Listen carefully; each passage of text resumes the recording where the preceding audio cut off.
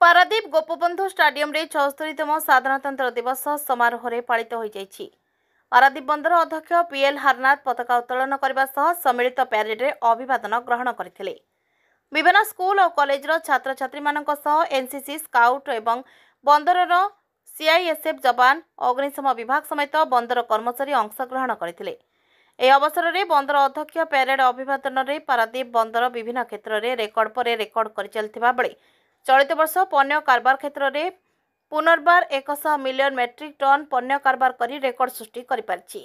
एने बंदरर समस्त कर्मचारी और बंदरर समस्त व्यावहारिक संस्थागुड़ी को धन्यवाद देथिबा बेले आगामी 2024-2025 आर्थिक वर्ष में 150 मिलियन मेट्रिक टन पण्य कारबार करिबो बोली आशा रखिछि।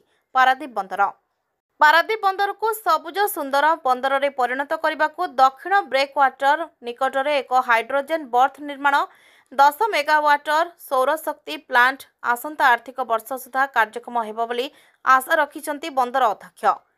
ए अवसर में बंदर अध्यक्ष कहते जे माननीय प्रधानमंत्री श्री नरेंद्र मोदी जी दूरदृष्टिपूर्ण नेतृत्व में आम देश 2030 सुधा विश्वर तृतीय बृहत अर्थनीति हेबाकू लक्ष्य रखिथिबा बेले 2047 सुधा 500 रु ऊर्ध्व मेट्रिक टन अधिक क्षमता सहित एक विश्वस्तरीय मेगा बंदर रे परिणत हेबाकू जाउछि। यह व्यतीत 2030 सुधा 4टी अर्धजांत्रिक बार्थ को मध्य जांत्रिकरण करा जाई बंदर को शतकड़ा 80 भागरू अधिक जांत्रिकरण स्तर में उन्नति करा जिवो। 2030 सुधा उत्तर डक रे 2टी नूतन बर्थ, दक्षिण डक रे गोटे बर्थ एवं गोटे सबुज बर्थ कार्यक्षम करिबो। परिवेश सुरक्षा एवं प्रदूषण ह्रास उपरे प्रतिवर्ष 1 लाख गछ रोपण करा जाई एक सहरांचल जंगल सृष्टि होई पारिछि। शेष में बंदर अध्यक्ष प्यारेड रे भाग नैथिबा स्कूल और विभिन्न कृति प्रतियोगी मानकु सील प्रदान करी सम्मानित करबा सहित पारादीप बंदरर वरिष्ठ अधिकारी कर्मचारी और पारादीपवासी को शुभेच्छा जणाइथिले।